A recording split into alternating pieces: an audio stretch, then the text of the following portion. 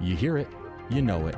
It's that time of the week again. Welcome to your weekly dose of monkey business. As always, I am your host. My name is Chris. With me, as always, perennial, perpetually, indefinitely, the legend Billy. Oh, hi. Hi, Billy. Hi. And we have Tanya. Hi. And our producer Sherry's in the house today. Hello. And our very own Rosenfern and Gilden Plants. Yay. Did I get that right this time? Gilden Plots. Gilden Plots. It's Zach and Robert in the Allegedly, house. two peas in a podcast. Yeah, two peas in a podcast, yes. That's our spin-off show. That's your spin-off show. It's Or gonna be we're going to be airing it probably in a couple of months. Probably in the new year, we're going to start a spin-off show. Yeah, that'll last an episode before the Well, internet. if there's a lot of Rob's puns, then yeah. It Yeah. won't No, last I very think long. that would be the draw. Yes, Rob's puns. I don't know if he can. No. I don't think he can keep that going for an hour straight, No. though. I don't know. That would I be- think he could. We'll have to do a test run of that to see what's going No. on.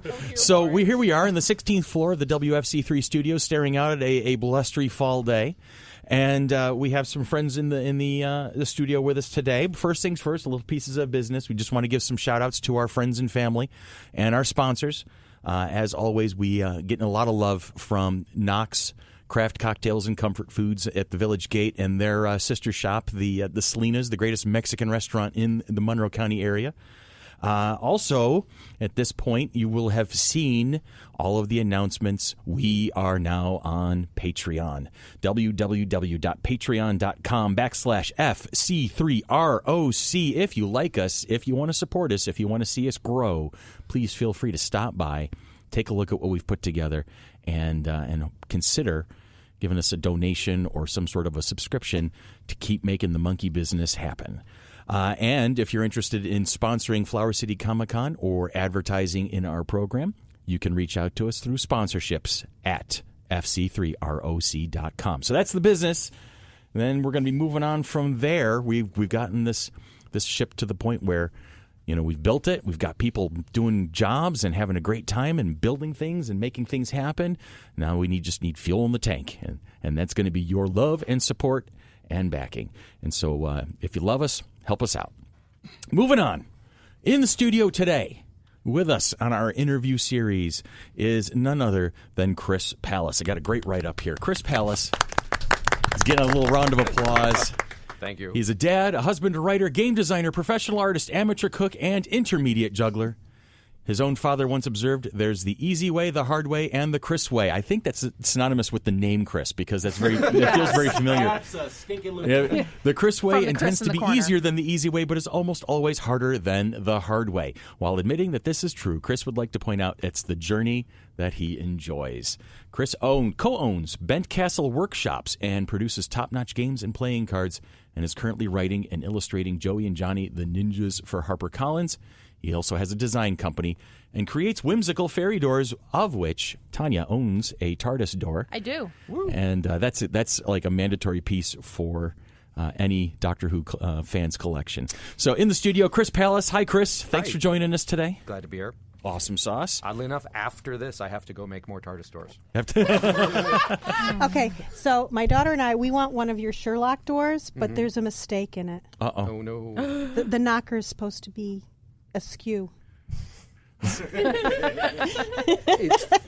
Sometimes It's a symmetry thing. It's the spirit of the idea than the literal interpretation, because if we left it askew, it would bug everybody who wasn't you. That's it, see? And it's just signifying that particular time Mycroft is visiting. He's visiting, yes. That's all you need to know at this point.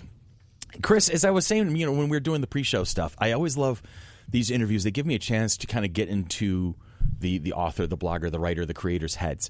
I've kind of treated these interviews as a chance to have an origin story moment, like, you know, which is phenomenal for us comic book geeks. So my first question is how did this all start for you? Where did you realize that this was that you had that connection to the art, to the creation? My earliest memories are drawing trucks with too many wheels. Okay. I used to just draw trucks, and I didn't stop drawing wheels until I hit the back of the truck. There you go. And from there, I was always drawing any chance I got. I've always enjoyed it. By the time I was 8, I was convinced I was going to be an artist when I grew up. And that's a good. Now, how old is your son who's behind you? He is 8. You are 8, so this is right about the moment where lightning's going to strike, buddy. Don't be scared; it's all good. Whenever the idea of creation enters your head, roll with it, with as many wheels as possible. I'd like to point out that I didn't know I'd be making ferry doors when I was 8. Okay. So, how did that come about? that's a weirder story, but it's kind of makes sense. My wife was getting into doing clay work just before we got pregnant. And I say we, like, it was my job. Yeah, you did have a hand in it. Well, maybe not a hand, but and then we Child in the studio. That's as far as I go. Exploring pottery after she got pregnant. She just didn't have the time. It wasn't a great time to be using a kick wheel, and she had been making these tiny little fairy houses. After our son was born, we had a friend who was at the Sterling Renaissance Fair, and he was going to quasi-retire, and he wanted to see if we wanted to take over his booth for a year or 2. Okay. And with literally a month and a half before the fair started, she looked at me and said, "Husband, you're creative. Make something that we could sell at the Ren Fair." Oh, good. I grew up here, and I think our now, at that point in time, 2-year-old son would also have a fun time growing up here.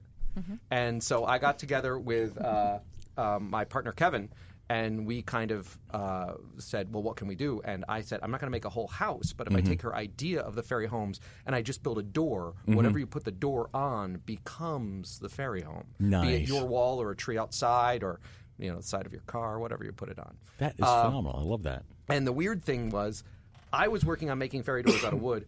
That didn't really work out, even though you'd think they should be made out of wood because they weren't very weatherproof. At the same time, completely unrelated, Kevin was working on an experiment where he was just cutting plastic with a bandsaw, and he didn't have a goal, but he found out that when he cut it, it made the plastic look like wood. Because he was cutting on a bandsaw, it left a toothy grain on it, like if you made a veneer. All right, so it had texture. And so he's like, I got this interesting plastic that's made out that looks like wood. And I'm like, I need something that can survive in the elements. And we kind of took the research he was doing and the idea I had, which wasn't even my idea because it was inspired by my wife's idea, and we all kind of came together and started producing fairy doors. Planetary alignment moments. I love those. Those are like my favorite things. That's this podcast, for instance, is a planetary alignment with all the people we've got here. So, yeah, this will be our 8th year at the Ren Fair. That's and phenomenal. At this point in time, fairy doors is 95% of what I do. Wow. Okay. So that's really kind of become your thing. It did. That's amazing. And then you and I met at the Ren Fair. Yes. Way back when in the day. Yeah. I haven't been in Sterling on a regular basis in a very long time, but I do remember.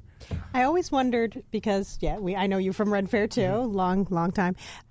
Karen Becker used to make little fairy doors and hide them around the fair. Yes. And I always wondered if that was any part of your. The funny thing is, she made them, and then the first year that she put them out, I was sitting around and I broke out some magic markers and I drew a bunch of paper fairies and cut them out. And then before she got there, I taped all of my paper fairies behind her little fairy doors. So that, we knew Karen for Ever.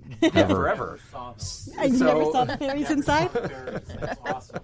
Well, they were paper, so it took exactly one rainfall or one tug of a child's hand. And that was that. I was up the hill. But and now we're over the hill. That's a whole different podcast. That is definitely floating around back there. We still see Ed at the fair, and we actually get together for what we call Gypsy Thanksgiving. Yep. And so we see Ed all the time. Okay. Yeah. Very cool. See, those are the things that make everything unique. That Karen was the one who actually introduced me to Chris. Yes. Yeah. She was our storyteller. Yes. We miss her very much. Very much. Think about her often. So tell me about Bent Castle Workshops. That was shortly. Funny thing, that's also a Ren Fair connection. Okay. The person whose space at the Ren Fair I eventually wound up taking over. His name was Ben Crenshaw, and he was a jeweler and a rune reader. And he was selling in the front. I was helping out with Tina, who was reading tarot at the time. And we kind of just became friends, and we both realized that we had this graphic design illustration background, and we both loved card games. And we kind of started talking. We'd only see each other from June until August. And then, thankfully, for the internet, we just continued to communicate via email. Right. And eventually said, you know what, we could put our talents together and make something. So in 2004, I took a risk and kind of quit my day job and sat down to start making our first card game. And we released it in 2005, and it was called Scallywags. Okay. Good game. The pirate one. Yes. Yeah. Yes. I have played it. Cutthroat cutthroat adult pirate game. And by adult, I don't mean porn. I just mean not for kids. It's what we call a tiers game. Sometimes if you got to know who you're playing with because they can be tiers. Not tiers as in tier 1, tier 2, tier 3 tiers. Like the tears running down your face. Tears running down your face. It's just like every gaming session. It could be potentially tears. We're still lifelong D&D players, and so we understand what tears at the table means. So yeah, we still have we actually know people that we like flat out warn. It's like, okay, not a game for you. Let's play Numbers League. Numbers League, we're all kind of working together. Now, did Numbers League come after Scallywags? Was there any other intermediary steps? Numbers League was basically the next thing we jumped onto after Scallywags, and we kind of did that in 2000. It was released in 2005, Scallywags, and then we did some promotion and design work for a while, and we kind of started figuring out, oh no, we can make things, but now how do we support things? How do we make a business out of it? Right. And then we started to work on Numbers League probably in 2006. It was released in early 2007. Right. I remember when it unveiled, because I immediately got a set for my kids, Yes, and they wore out the first box, and we had to get another one. I know that's hard for you to hear. Yeah, and then we have the expansion. Yeah. And so tell us a little bit more, because I know what it is, but tell our listeners a little bit more about what Numbers League is all about. Numbers League is a card game, and the funny thing is we built Numbers League by accident when we were building Scallywags. Because behind any game that you play, there's a mathematical basis of keeping the game fair, keeping the game regulated, unless it's a storytelling game. And so we were kind of constantly saying, how do we balance out Scallywags? How do we do this? How do we do that? Oh, this chance of this probability, that chance of that probability. Oh, you're going to do this. And we just do game test after game test. And for us, the designers of the game, we didn't have fancy pictures or little stories on the cards. We just had like numbers so that we could just kind of go, okay, this would work. And it said captain on it, but it was really just a series of numbers. To see how the patterns would work. Yeah. And then as we were doing that, we were saying, you know what? Behind this complicated pirate game, there's actually kind of a fun and straightforward numbers game, and maybe if we can just kind of play to that instead of trying to hide it, we have a whole second game here. And I grew up loving math. I loved math and art. Those were my two things. I applied when I went to college. I applied both for illustration and for physics at the same time. You mentioned that in your TED Talk. Yeah. I believe. And that's a topic we'll get to in a little bit because I wanted to ask you about that. And we've all Numbers watched League it now. Was a way to come back to that. Okay. We kind of made a list when we got together, me and Ben, of things we wanted to do. And we're like, monsters, zombies, superheroes, pirates. And we kind of started going through the list. And I'm like going, I feel like numbers could tie into superheroes. When I was a kid and I used to read comic books, I still do.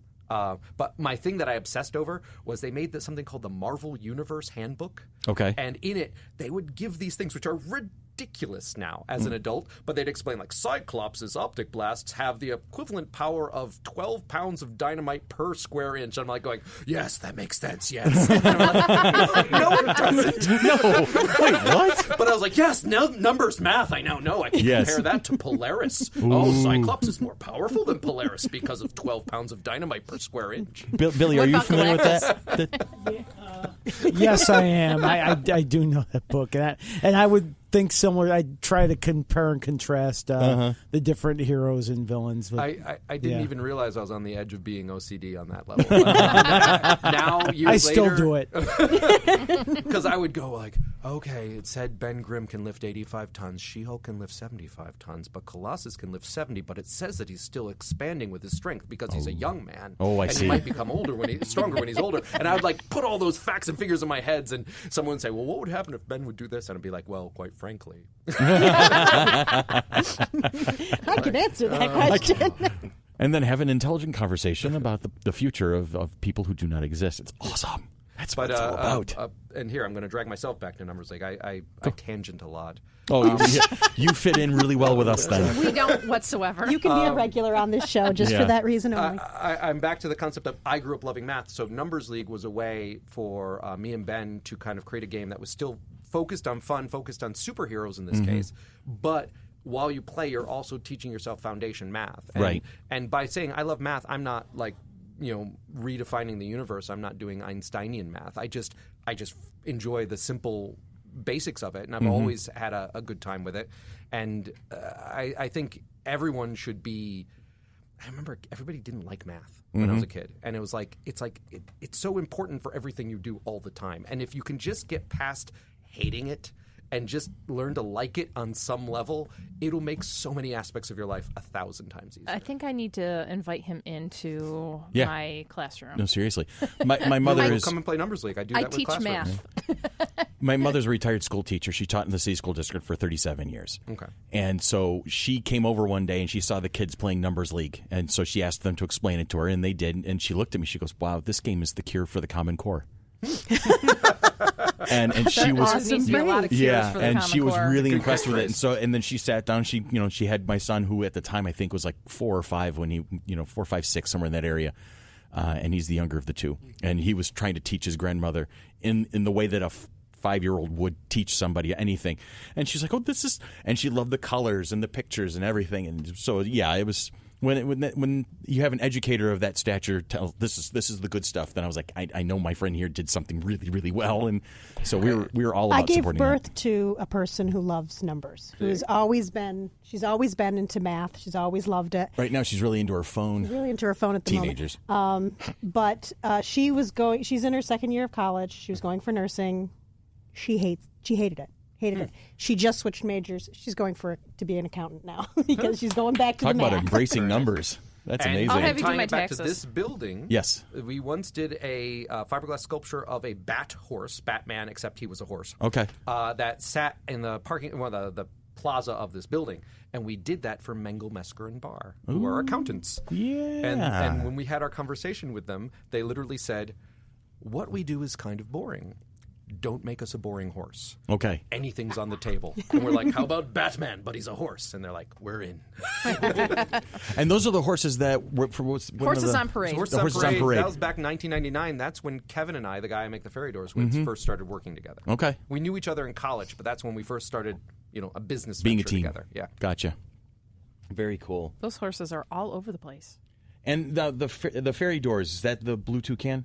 Yes. All right, And so- that is Kevin and I. We are partnership making. Well, technically, we are a design firm, but our design, 95% of it at this point in time is making fairy doors. Gotcha. What are some of the other projects? We've done, What's the other 5%? Right now we actually have somebody's horse. Okay. That they bought a raw horse and they want us to do our own sculpture of it. They're a metal duct company, and they want us to kind of make this cool. Well, they left it up to us, but they want us to somehow incorporate the product. So we're going to make a cool steampunky horse. Cool. But that gonna is a say slow steampunk burn on their end. We've had that horse for a while, so it's like a thing that we're going to do. Wintertime's a good time for that, so maybe coming up soon. So the horses on parade, they're still making those? No, this is just as an interest to how slow of a burn it is. This woman bought the horse in 1999. Oh, wow. Thought, we're going to have somebody do it in-house. That didn't quite work out, but Okay. she kept it in the back of her mind. One day she found us at one of our studios when we were in Bay Plaza. Okay. And they came over, and she's like, "Oh, my God, do you guys do the horses?" We said, "We did." And she goes, "I have a horse." And next thing we knew, she was dropping off a horse with us. So That's amazing. Yeah, so she had held on to it for 10 years. That is amazing. More than that. All right, so that's www.bluetoucanstudios.com. Mm-hmm. And so that's where you can find the Blue Toucan group, and the Fairy Doors is / # Fairy Doors. Hashtag Fairy Doors. No, it's just bluetoucanstudios.com. Okay. All right, so That's just looking at the whole link. an old Facebook link. Okay. I don't really do Facebook. I do Instagram. Oh, do you now? Yeah, so we're The Fairy Door on Instagram. The Fairy Door on Instagram. All right, so that's... But we have a Facebook page, and it's horribly out of date. And I've just figured out how to link my Instagram to my Facebook account, and things will be better. Okay. See, and so now you can find him on Facebook as well as Instagram. And you'll see funds a popping at this point. Yeah, it's like we didn't realize we have like 4 Facebooks for FC3. There's like the main page, and then now the podcast is getting its own. The corporation has its own. It's like, wait, what? It sneaks The up staff, the does. volunteers. on you. And it's one of those things like we established it, and then it was that I don't really know how to do this. So I just kept on doing what I was doing, and then at some point in time, someone would contact me and say, "This link is broken." I'm like, "What link? What link where?" How do I break the internet? By folding it in on itself. So you've got bentcastle.com, bluetoucanstudios.com. Is there like a website that kind of, it's like the one ring, it ties it all together so you can find all these Toucan things? Studios. Blue Toucan? Yeah, Okay. there's links off of that. Okay. And so, what other projects are you working on right now? Well, we're talking about doing some murals for one of the city's historic buildings, actually. Really? It's over near the South Wedge. There is a child care center, and we're going to be theoretically doing their whole theme is insect-based. Like there's the ladybugs and the mantises and the dragonflies and stuff like that. So we're going to come in and do a bunch of child-friendly insect illustrations for them. Oh, that's going to be cool. But our goal is to actually make them slightly dimensional because that's kind of our thing now. Okay. And to help with that, we just it's being shipped to us right now, but we have our first laser cutter. We're actually kind of upgrading what we can do this year. And our wintertime is going to be our time of exploration to figure out how to use all these new machines that we purchased. New toys to play with. We got our first 3D printer, our first laser cutter, and we have had a CNC machine for a while. We just haven't had the space to use it. What is that? Yeah, I was going to say, what's a CNC machine? It is a robot-controlled router. Okay. So basically, put a router on an XYZ grid, and it slides back and forth, and it can cut down, but it can also move the router head up and down, so you can get relief carvings out of things. Oh, that's cool. So a lot of if you've ever seen large, fancy signs that are dimensional but not sculptural, not like a large curving shape, but like layers of shapes on top of layers of shapes. That was probably done by a CNC machine. Very, very cool. Go ahead, Billy. Turn my microphone back on. Strangely enough, I've been working at radio station for the last 10 years or so, but before that I spent 3 or 4 years working on a laser cutting machine. So maybe I'll know what to do. Maybe I don't know how to use the thing anymore. I will contact but you guys because we literally we'll buy it, and now that we've invested money in it, that's encouragement to learn how to use it. I might know how to do something with it. I don't know yet, but just, It'd be worth exploring just for the fun of it. I was that, did Chris? for a while. I did computer-aided router and lathe in high school, Oh, okay. and a little bit of robotics. That was our robotics. other Chris, that was associate producer Chris, who was tripping over his goatee today. Well, it's funny when we make our fairy doors. They're these tiny little doors. They're 9 inches tall or smaller, and yet we have a studio that's about 1,800 square, and half of it is dedicated to these giant woodworking machines. Oh, wow. And so we have all of these super manly machines to build, fairy doors. They're itty bitty teeny tiny, so cute. Not that tiny. I mean, they're good. They're Not hand span. tiny, but But they're about 9 to 10 inches tall. Yeah, 9-10 inches Do you tall. have any fairy doors that look like Superman's Fortress at Solitude Ooh, door that's with a good one. with the key? I totally could do that. Yeah, he could. You that's can kinda like- customize and make your own fairy door. I and might send want him one of on. those. But the great thing is I could do it. Have want like the that one. crystalline frame around it, and then the big. You're talking about like the old DC style Yeah, giant with golden doors with the a gold huge, door goofy with key. Yeah, with the big key. And that we'd have to make a key that could sit on the ground next to it. that was supposed to be like an airplane pointer or Yeah. something. Yes. Yeah, I love that was a very clever. Actually, that's some of the things that I love about old school comics is the ideas that are ridiculous, but they're so charming.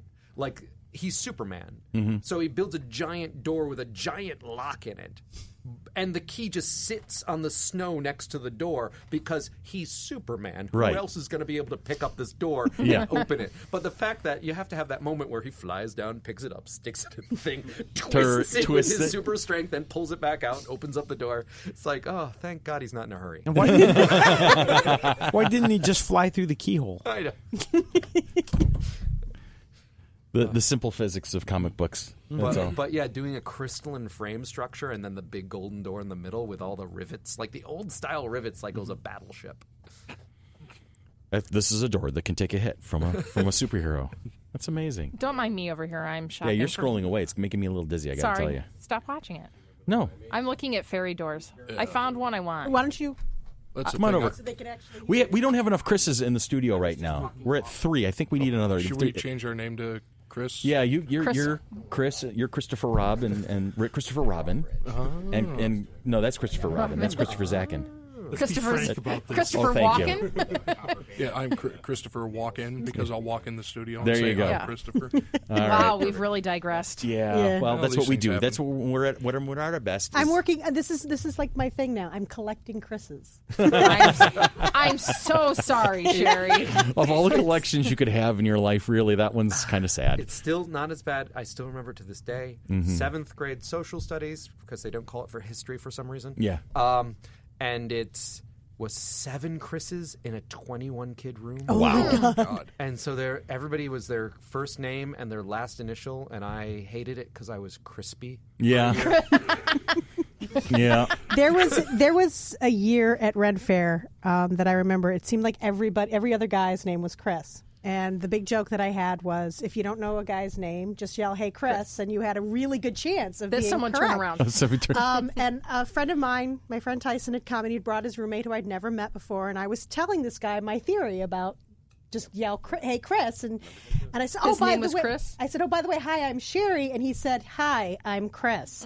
I said, "Oh, no." He's like, "No, really, it's Chris." and it's one of those things where, like, of course, they say, like, John and Mohammed, most popular names in the universe, but Chris is also Chrissy, Christine, Crystal, Kristen, on and on and on and on and on. There's so many people whose names shorten down to Chris. I wonder if it's in contrast, if it's a contender for the most popular name. I used to think I was just so unique, and then I was told otherwise. Yeah. I'm not. First year in college, my first semester in college, I lived with a Christine and a Kristen. So it was Chris, and Chrissy. Well, Okay. I made a cosmic faux pas because you never tell the universe what you won't do. Yeah. It's a bad idea. So I was like, I'm a Chris. I'll never date a Christine. We won't be Chris and Chris. And your wife's name is? Is Tina. Okay, but, she's but it's a short for- Justine. But Okay. together we're still Christine. Okay. Christy. So That's it.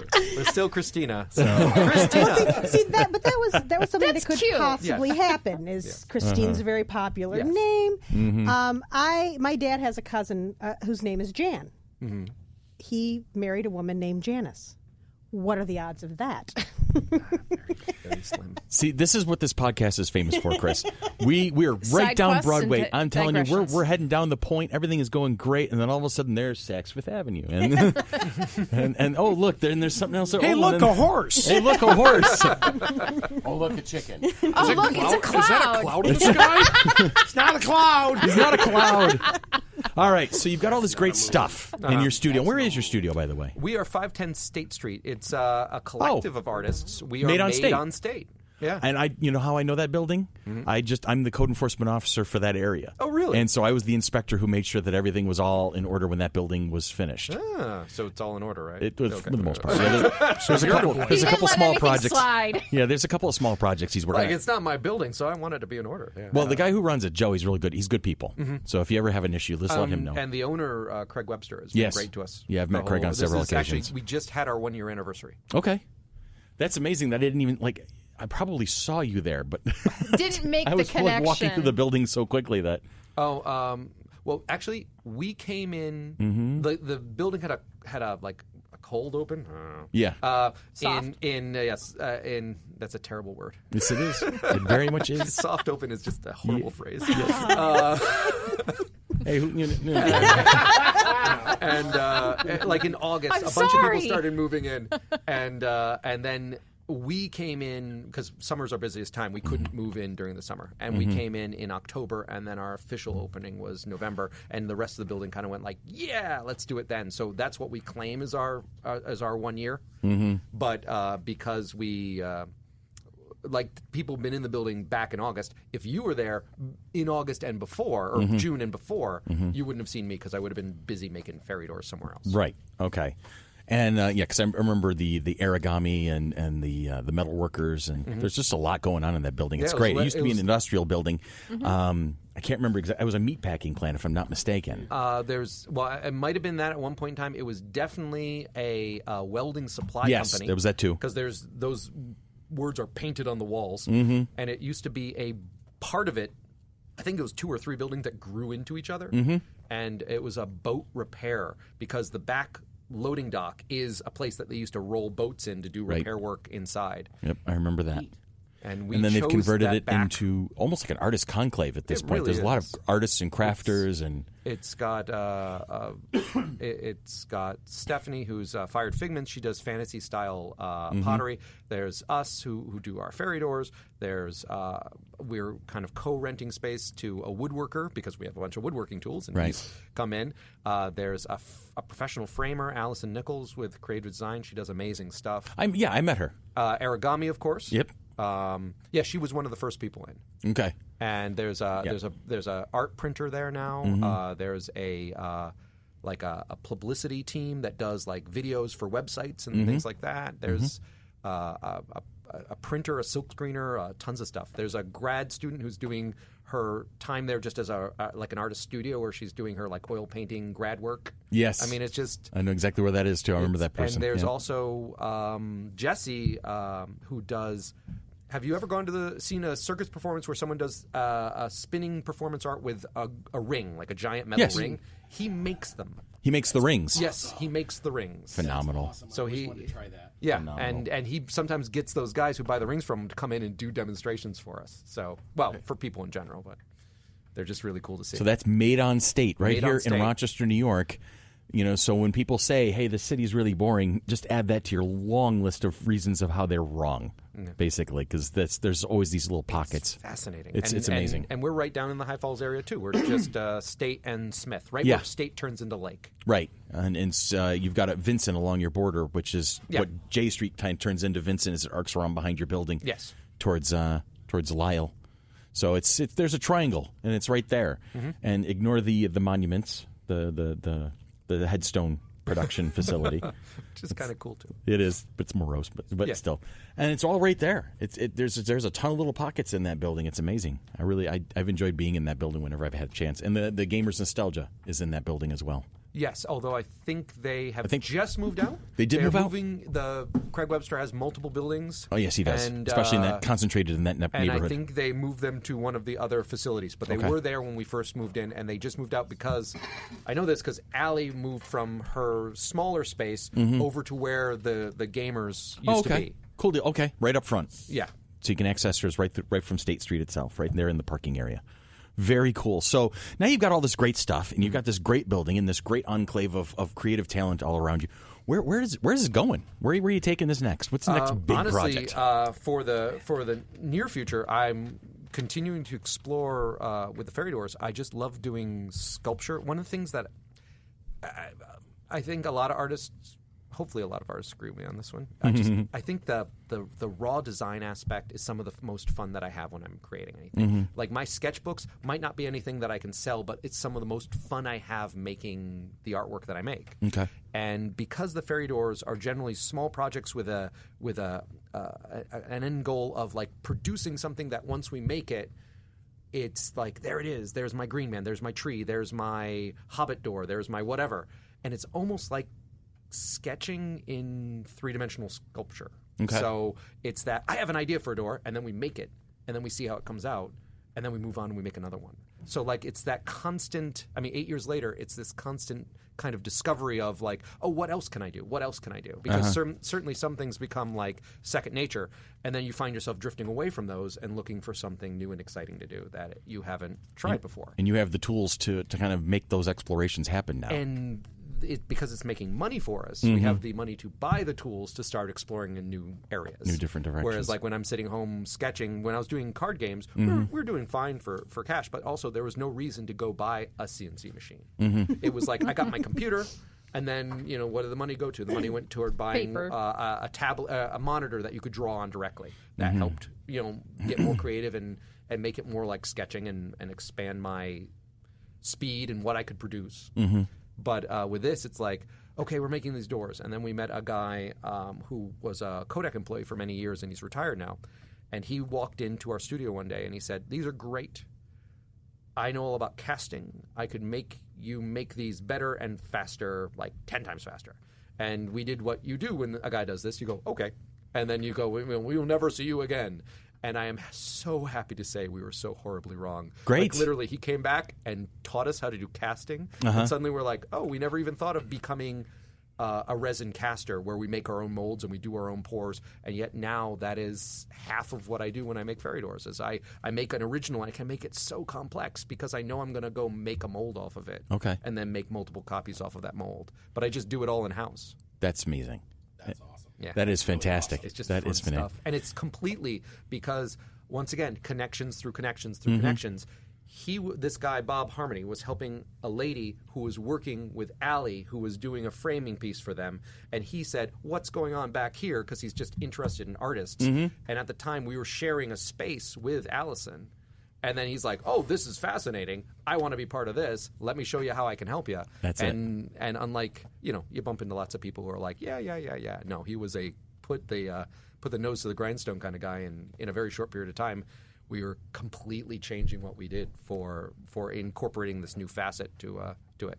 Absolutely, that's awesome. Yeah. And that's one of the things I've learned in this journey that we've been on with Flower City Comic Con, and now the podcast and everything else that's kind of coming to fruition because of it. Is that networking is the key. Stronger together, as some phrases have gone, and finding these people that suddenly can add new insight. Or bring it in a different direction, and so I understand just how valuable that can be, and that's awesome. And by the way, I have to thank you for last year, the Flower City.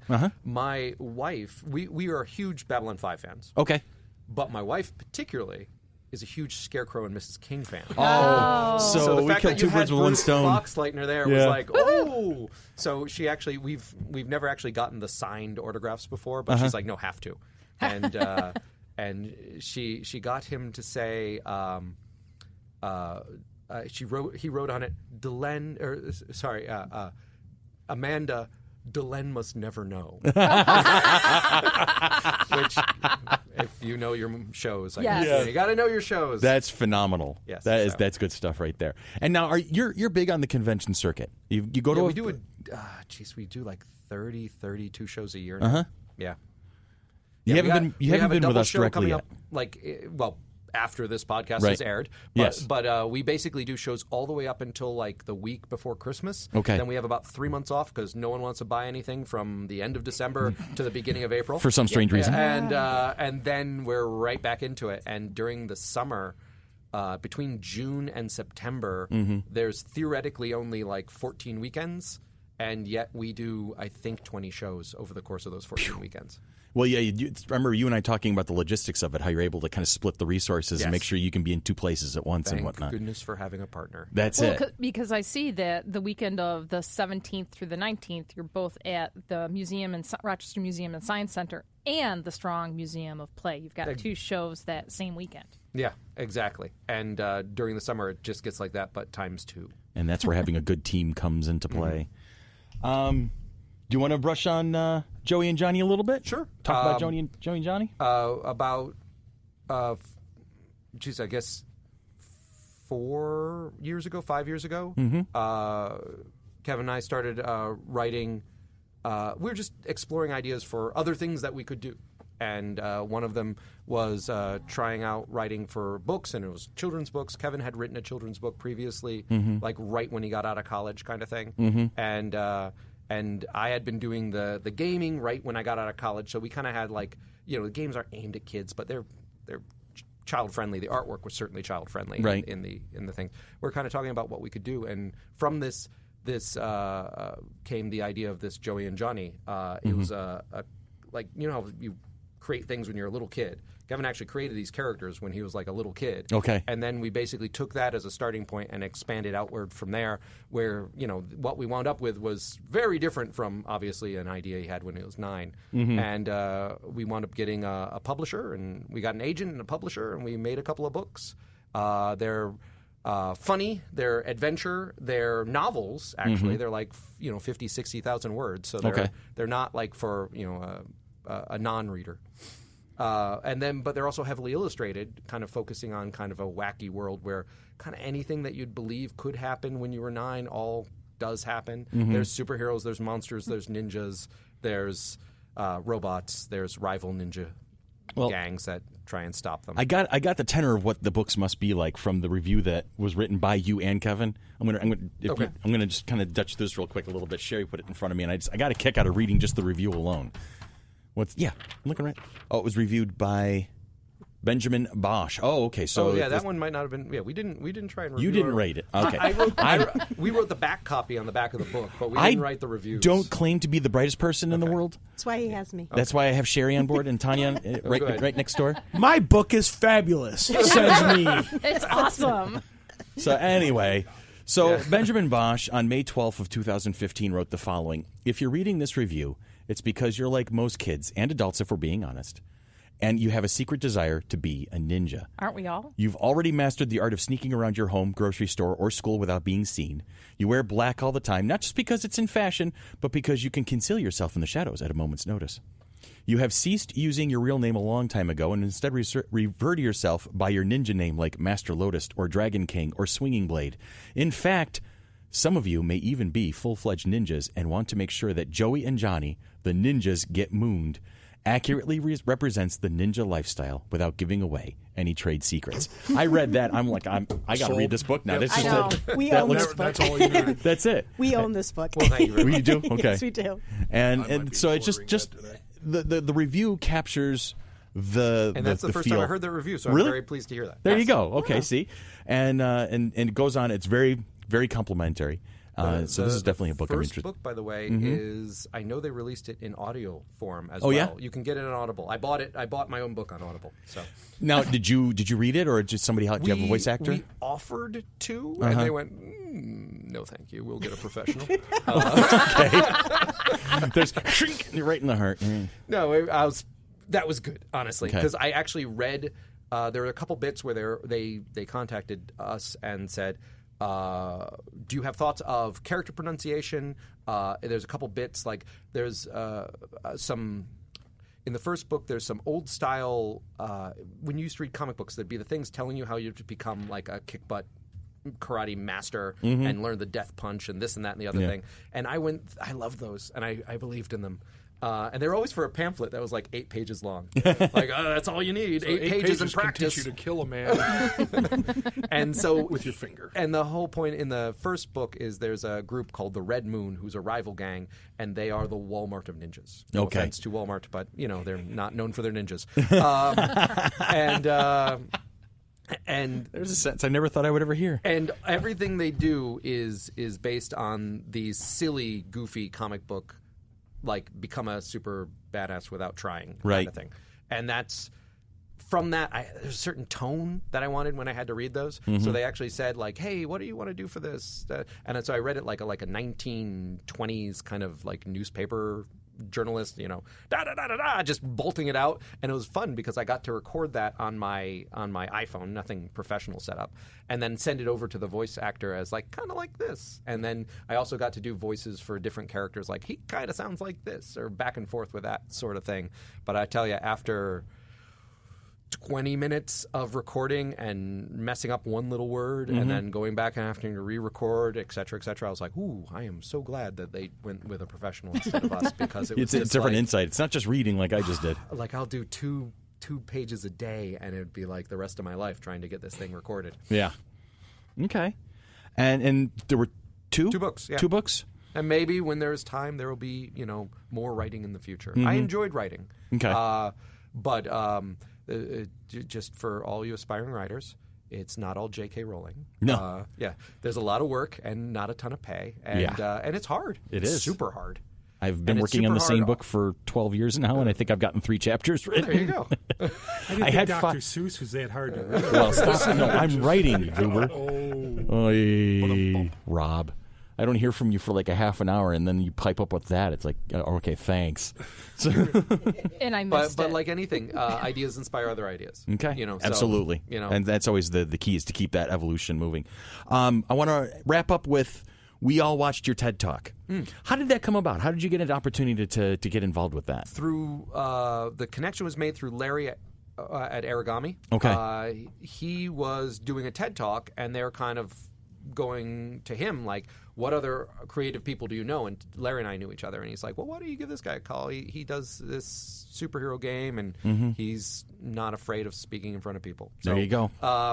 And so I kind of came in. They said, well, this is what we're doing. How do you think what you do is relevant to that? And I kind of gave a pitch, and they're like, yeah, the whole concept of that first spark, Right. That first spark of what gets you an idea that winds up leading somewhere, not being so rigid, of course. That like I said, I was 8, I knew I wanted to be an artist, but I didn't know at the time I was going to be a comic book artist. But even then, I was like totally just like I'm going to do art, and it wound up being like, well, actually, right out of college, I did a role-playing game, and that kind of went nowhere, but it was a fun experience. And then I started doing graphic design for a company because it paid the bills and let me be like an adult. And then I went from that right into doing my own game company. So it's that thing where as long as I was doing art, I was kind of pushing in the right direction and enjoying what I was doing. And then if it got stagnant, that's when I would shift because it's like, nope, art is all about exploration. Art is all about learning what I can do and finding new things that I can do and exploring new ways about, when I say things I feel about the world, it's not even meant to be deep. I mean, we made books about ninjas and I make fairy doors. These are not super deep things, but they are creative explorations in my existence on this plane. Phenomenal. And like I said, we all enjoyed it. Everybody on the panel who watched it, we were talking about it, and the relation to your references to Thor, and then eventually. Did you guys actually get to see it? Yeah. Did they? I didn't. It's been a long time since I saw it. I saw it once when it came out, but I find it hard to listen or watch myself. Okay. I know what you mean. Okay. But I made all these, like I was talking about the Norse gods in that one. And so I made all of these things. I made all the graphics for that myself. And so I made these what I call Hello Kitty versions of the Norse gods. I absolutely love them. If I could ever find a way to use them in a project in the future, I'm totally using them. Like I'll do all of the various pantheons that I knew, Egyptian and Greek. I want to see those so bad. It would be perfect on a fairy door, with maybe the entrance to Asgard, or perhaps so the Bifrost fairy door. Yeah, perhaps the pyramids. Yeah. You could just take every mythology and put something. Do like the Greeks by Mount Olympus or the Pantheon, if you wanted to. And the one that I always love is every time you make a strong, and this is a true thing with art, every time you make a strong idea about what you're doing, I love when you make it and you put it out there and then someone interprets it in an entirely different way. Because the second you said you could make a pyramid, I was like, yes, I could make a pyramid. And people were like, I love this Zelda door. Exactly. Whoops. I'm like, yes, you do. Yes, you do. That's exactly what I was thinking. Well, actually, we made a Raven door, and specifically, it was kind of like Edgar Allan Poe. We made it around Halloween time. It's a cool Raven that we just made that we could put on a fairy door. And the number of people come up to us and say, "Oh, it's a Woden door," and we're like, "Yes, it is." That's it, exactly. You betcha. You got it, friend. That's exactly. Oh, somebody sees a TARDIS. Oh, look, it's the Get Smart phone booth. Wait, no. Never mind. Well, we actually learned about a band that for a while was my son's favorite band. You still like them, as far as I can tell. What band is this? But we were making steampunk animals. So Okay. we made steampunk bunnies, steampunk this, steampunk that, and we made a steampunk giraffe. And someone came by and went, "You're fans too?" And we were like, I don't know what you're talking about. And they said, you got to check them out. And we did, and they're a really fun band. Yes. Steampunk Giraffe is a band name. Giraffe? Yes. Wow. Check Okay. out their cover of Diamonds. Okay. Because Yes. we have a steampunk episode coming up soon that we're going to be recording. Yes. So I'm looking forward check to out anything. their cover of Diamonds, I believe is Okay. the song. What was your favorite song by Steampunk Giraffe? Probably that one? Probably that. There's Okay, a so bunch Diamonds of by their stuff. Steampunk Very Giraffe. fun stuff. Very cool. All right. Chris Pallace has been in the house with us today. Thank you very much, Chris, for your time, and we're looking forward to all sorts of creations. Well, thanks for having me. Absolutely. Anytime. And especially because we found out through your love of tangents that you do fit in well with us. So we're going to go ahead and start wrapping things up. Are we playing our out cue? Yes. Is it happening? That's Yes, awesome. it is. And this has been Monkey Business, a product of the Mighty Monkey Corporation, purveyors and producers of the Flower City Comic-Con, coming at you June 9th and 10th of 2018 at the Floriano Rochester Riverside Convention Center. Find us on Facebook. Find us on Patreon now, FC3 ROC. And we're looking forward to hearing from you guys and seeing y'all next week. Thank you.